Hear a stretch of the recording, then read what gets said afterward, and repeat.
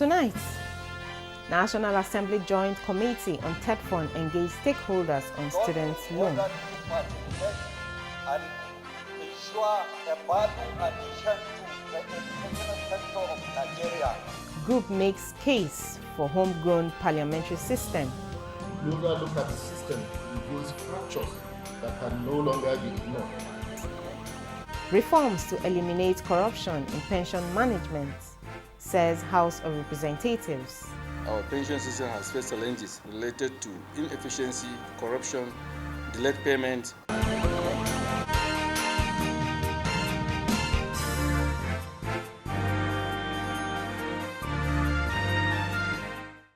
Good evening and a warm welcome to NTA Parliamentary News. I am Ene Ojonugba.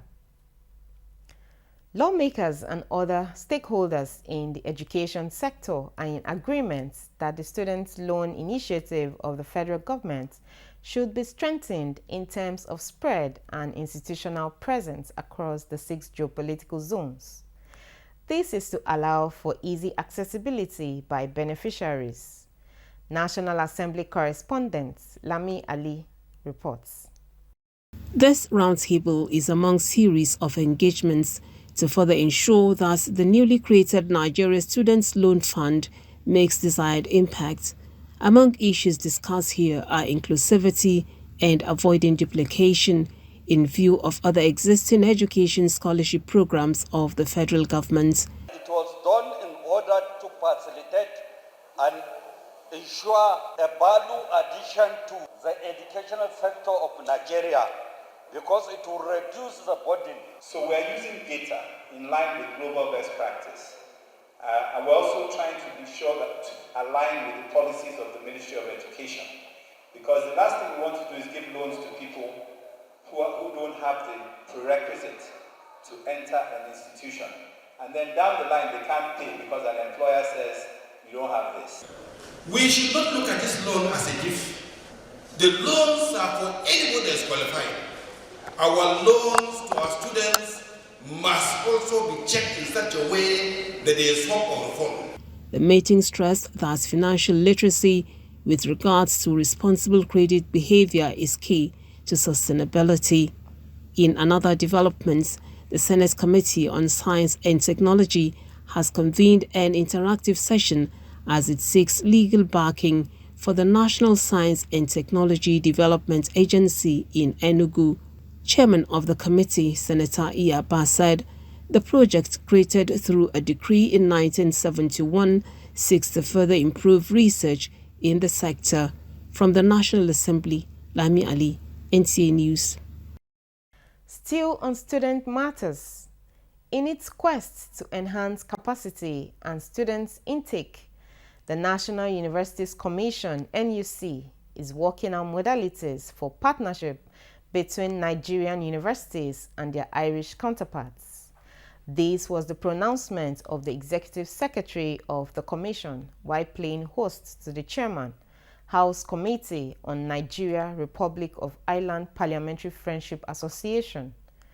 The Irish envoy to Nigeria, Ambassador Peter Ryan, and International Development Officer, Technological University of Dublin. National Assembly correspondent Joshua Ogunjide tells us more. The NUC seemed ready to accommodate foreign universities with courses in information technology ICT, artificial intelligence AI, and other evolving disciplines. Thus, respective universities could incorporate 30% of their own curriculum, while the remaining 70% would come from the Commission. The Irish Embassy, in partnership with the Green Chamber, is not only exploring education, as areas of collaboration between Nigeria and the Republic of Ireland also include agriculture, machinery, industrial relations, amongst others. Representing the Technological University of Dublin, Dr. Peter Flood on his part informed the NUC boss he was in Nigeria to explore areas of collaboration with the Nigerian universities, particularly in engineering, information technology ICT, music, and artificial intelligence AI. Everybody must have minimum of a bachelor or master's degree. Yeah. It's then either a postgraduate certificate, postgraduate diploma, or a full master's. But they have to do a small dissertation on it. Yeah. Chairman of the House Committee, Professor Paul Namji, stressed that such collaboration will benefit Nigerian students, citing Ireland as an alternative to America and other parts of Europe. We also discussed on removing IELT, the qualification of getting IELT removed from the enabling people to study, because we study English, Nigerians study English from most of the time from kindergarten to the university.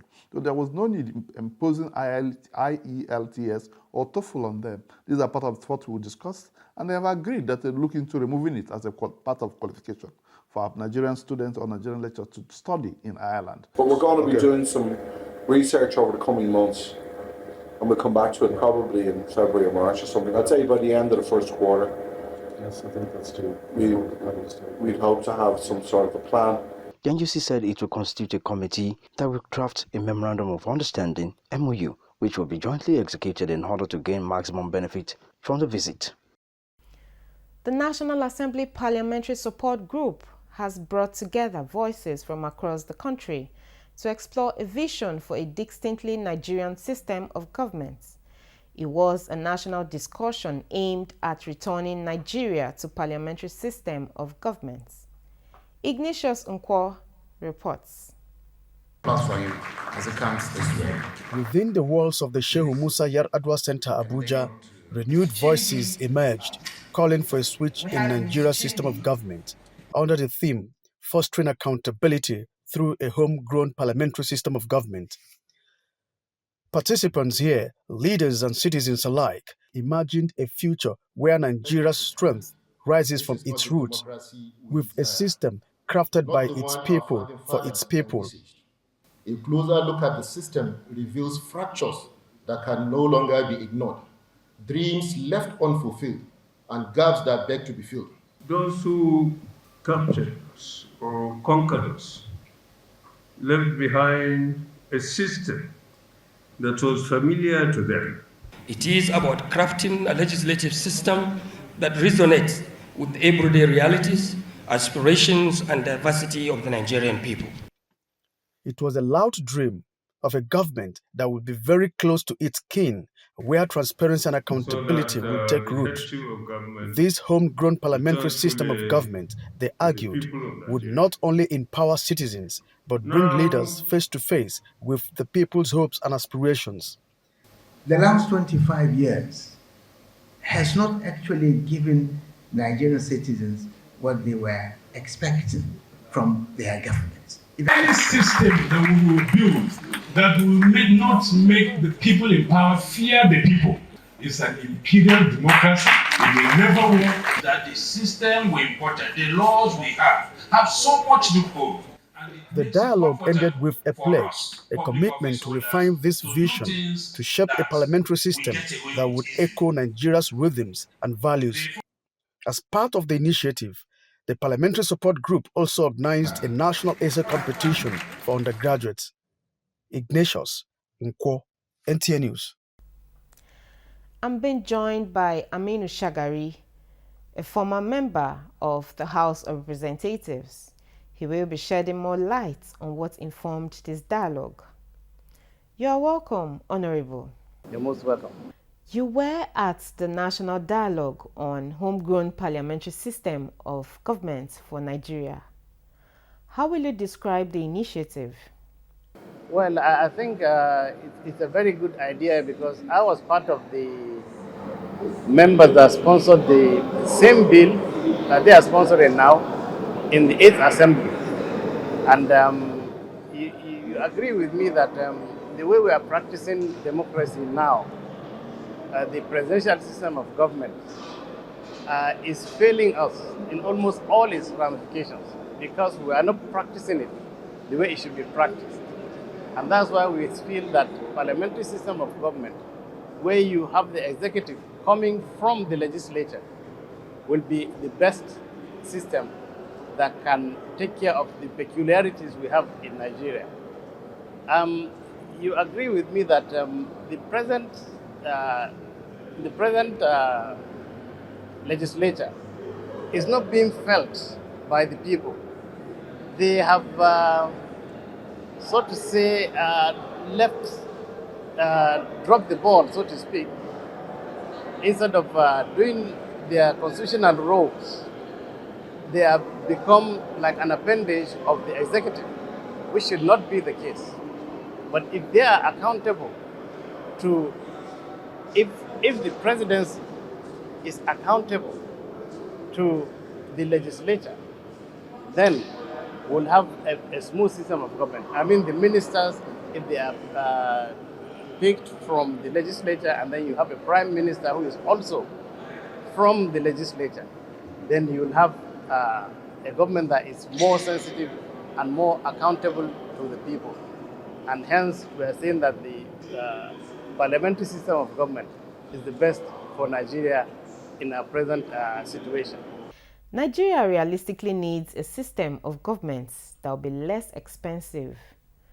Do you think parliamentary system is the best option?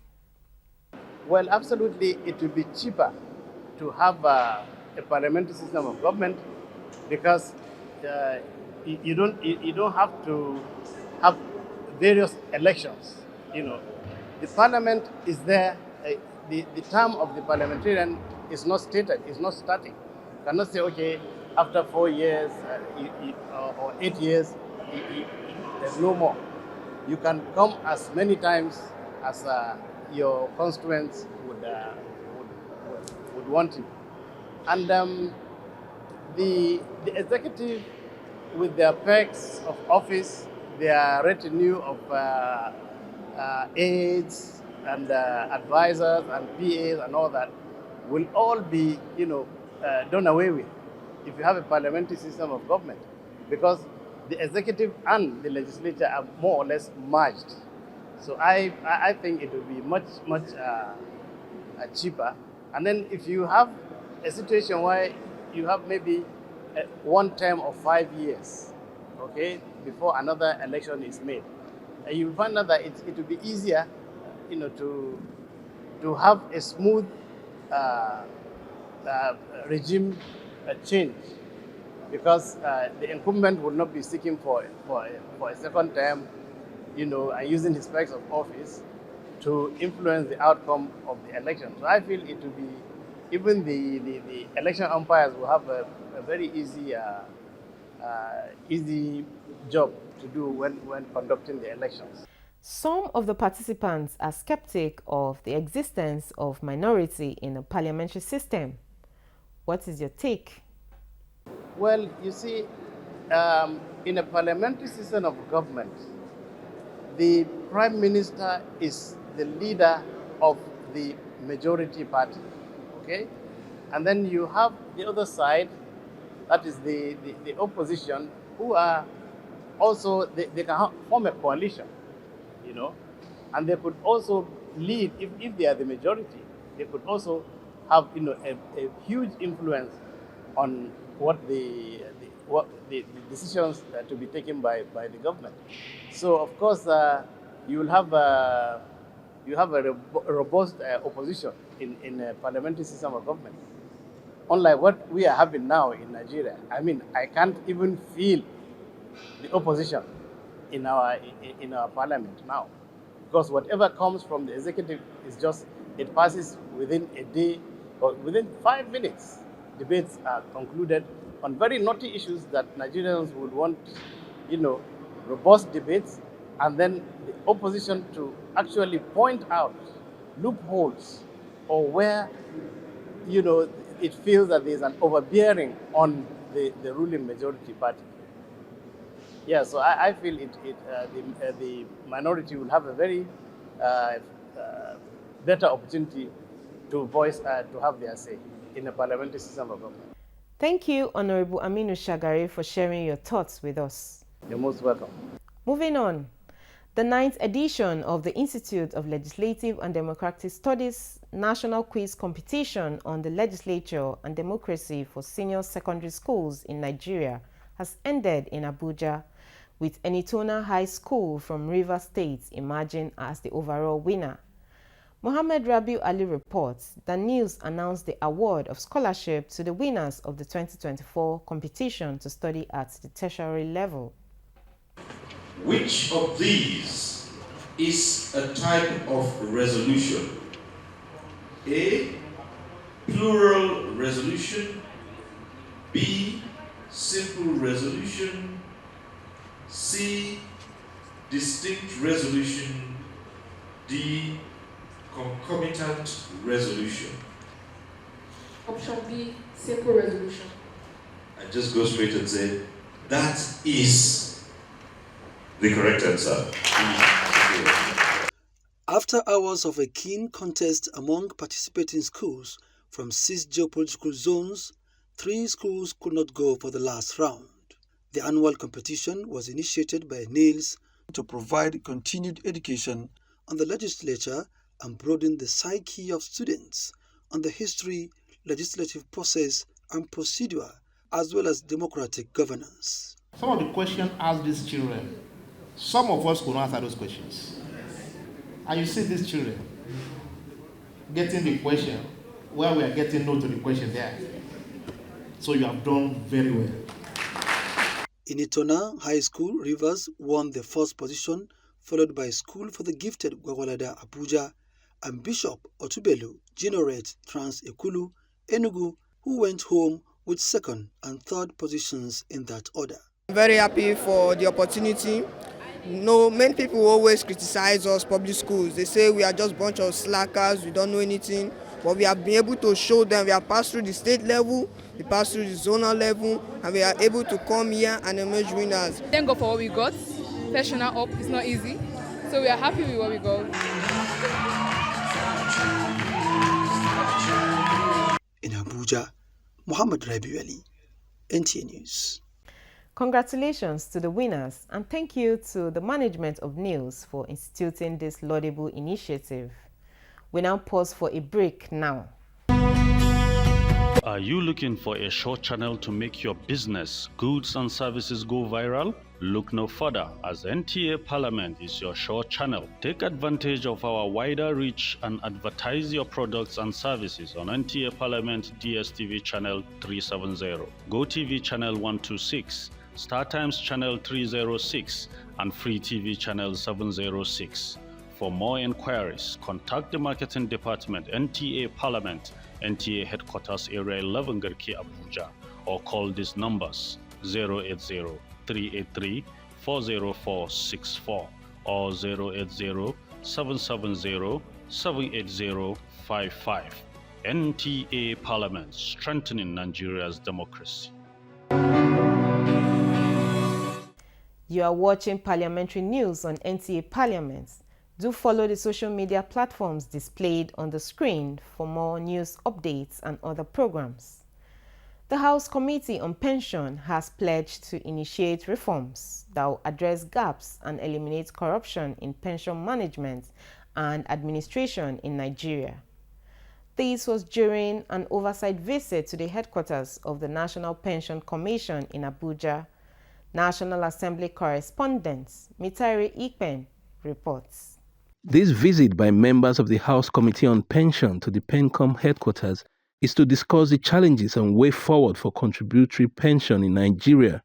The committee believes that scrutiny of the operations of pension fund administrators is key towards achieving a robust, efficient, and effective pension scheme. Over the years, our pension system has faced challenges related to inefficiency, corruption, delayed payment, underfunding, and lack of inclusivity. Pensioners complain of difficulty assessing pension payments and the inadequacy of monthly payments. The current provision for the access to only 25% of pension funds upon fulfillment of statutory requirements is deemed insufficient. Therefore, reforming the pension system is crucial to ensure that retirees live with their dignity and that workers have confidence in the system. I expect this to continue in a routine manner going forward. Where we are working cordially together and the committee brings issues to you so that you can partner with us and resolve those issues. At another oversight meeting, the House Committee on Polytechnics and other higher technical education enjoined rectors of federal polytechnics to be innovative by introducing courses and programs that will utilize potentials in their academic communities. It's not about inculcating this knowledge into students alone. They themselves need to wake up to the happenings of today There was a particular institution that within its locality, things that go on there, they don't study it in their school, and which is mining. They don't have a course concerning mining and how much, and they're teaching the students to be innovative. They themselves need to be innovative. While the rectors advocate more funding for their institutions, the committee urged them to explore alternative sources of internally generated revenue. Mitaire Ikben, NTA News. Now to budget matters. The Speaker of the Bayelsa State House of Assembly, Abraham Ngobere, has committed the 2025 appropriation bill of 689.4 billion naira presented to it by Governor Doyediri to a joint committee of the House for proper scrutiny. Abraham Ngobere urged the Committee on Finance and Appropriation to ensure it works hard enough to produce a well-scrutinized budget in 3 weeks for the benefit of the people of Bayelsa State. This was as the budget scaled second reading at a plenary. Parliamentary correspondent Baratu Apere Awe reports. The budget, christened Budget of Assured Prosperity, has a total recurrent expenditure of 263.3 billion naira, representing 38.2%, and a total capital expenditure of 426 billion naira, representing 61.8% of the budget. And lawmakers who spoke about it applauded Governor Doyediri for presenting an estimate that is workable if some parameters are considered. A number of the flagship and legacy projects, the free senatorial roads and other subsectors, the agricultural sector, the educational subsector, the health, tourism, power, all of those things are explicitly made, and some of them, as the policy of this administration, believe in continuity. It's an important virtue of this administration. It's also unique in the sense that there's so much tremendous improvement in the budget. I think the budget office, one of the advocacy in terms of budget process is that the capital expenditure should always exceed the recurrent expenditure. And if you look at the current budget, it's so interesting and captivating that today, Bayelsa, with the legacy projects, infrastructure that we need to put together, that we bring about roads, bridges, and linking our hinterland to the capital city. And that is what the prosperity government has seriously embarked on. And so it must be commended. Lawmakers who took time to assess the 2025 fiscal document said the budget aims to address various issues resulting from the removal of subsidy and exchange rates. They opined that the budget is carefully crafted to minimize waste. Other lawmakers, including the Deputy Majority Leader of the House, Bernard Kenebai, described the proposal as a developmental budget because it aims to address ongoing projects like the senatorial roads. This allocation is meant to achieve those targets and timelines. And so for me, this is in the right direction. Now, education has an allocation of 47 billion. It's always said that the next frontier of warfare or battle is in the theater of research and development, education, IT, and of course, AI. He graciously approved well over 10 billion for community development. I can assure Bayelsans, and of course this honorable house, that if these monies are prudently put to use, it will affect the lives and well-being of our people in the rural communities. I'm not forgetting the primary purpose for which government is for. It's about the welfare, security, and well-being of our people. The 2025 fiscal document was later committed to the House Committee on Finance and Appropriation to report back in 1 month. From the Bayelsa State House of Assembly, Baratwai Awi, NTA News. Similarly, the Nasarawa State House of Assembly is set to pass for third reading the state's 2024 supplementary budget of 156.6 billion naira after scrutiny and recommendations on the bill. Adams Abdul Kadri is standing by with details of these and other legislative proceedings. It will be recalled that on the 1st of December 2023, the State House of Assembly received 2024 appropriation bill of over 199.8 billion naira, tagged the budget of renewed commitment. Now, House is working on the supplementary budget of 156.6 billion naira. Majority Leader Suleiman Yakubu Azara urging other lawmakers not just to look at the figure of the supplementary budget, but to underscore its potential to bolster the state's infrastructure, saying the budget is critical for ongoing projects that will modernize infrastructure, aiming to create a more connected and developed national state. He says the supplementary budget will directly enhance programs like NG Cares, an initiative aimed at providing social safety net and economic relief to vulnerable Nigerians. This NG Cares, there is huge amount of money that we have gotten, and NG Cares is doing a very good and wonderful work. And it's based on that, because we have government that is a respecter of constitutional provision, that it give it a right to bring this supplementary budget for us as a legislature to do the needful, so that they can continue to spend this money for the benefit of our people. So, Mr. Speaker, the money, somebody may look at it as huge, but the benefit is much.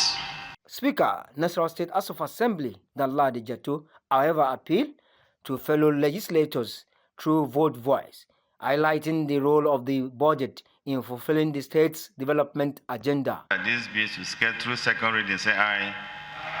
Those against say nay, the ayes have it. This is a bill that's passed through second reading. Please, Committee on Finance and Appropriation, this bill is committed to you, to your committee. In Lafia, Adams Abdul Kadri, NTA News. That report concludes this bulletin at this time. Thank you for watching and have a pleasant evening. I am Ene Ojonugba. Bye for now.